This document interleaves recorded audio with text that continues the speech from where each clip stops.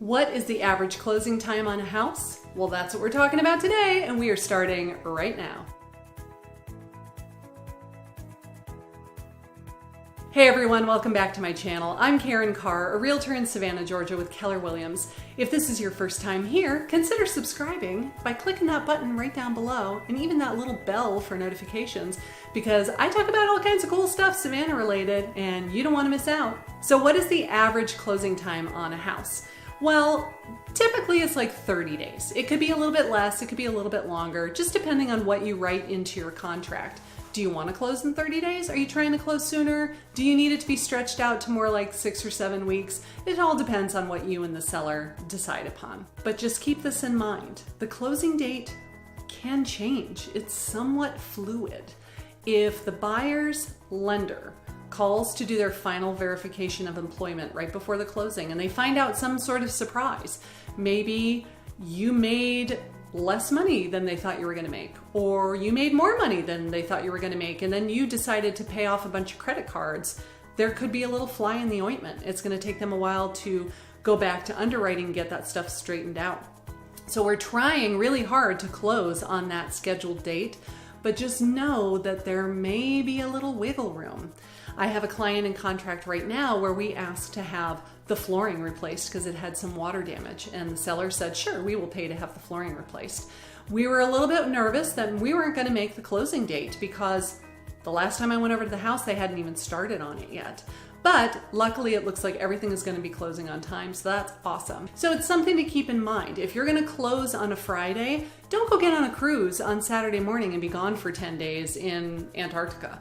You know, you're probably going to want to be around a little bit after that scheduled closing date, just on the off chance that it does not close on time. Here in Georgia, we have a form called the unilateral extension of closing, which means one party can request an extension for a week and just say, I need an additional week to close. I'm telling you we're going to do it.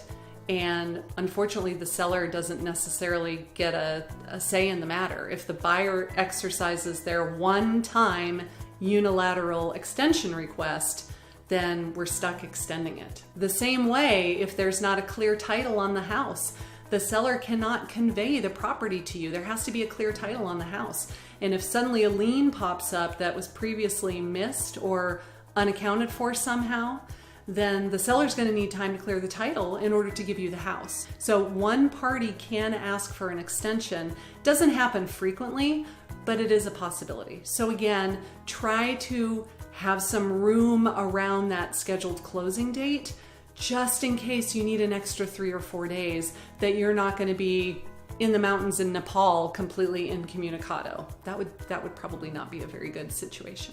So now you know the average time for closing on a house. Are you curious what goes on at the actual closing? Well, click right here. I did a video about that a couple of weeks ago. What happens at the actual closing, what you need to bring with you, and what you should be ready for. If you like this video, be sure to hit the thumbs up button, leave a comment down below, and consider subscribing to my channel if you are interested in all things real estate in the Savannah area. Thank you so much for watching, and I will see you on the next one.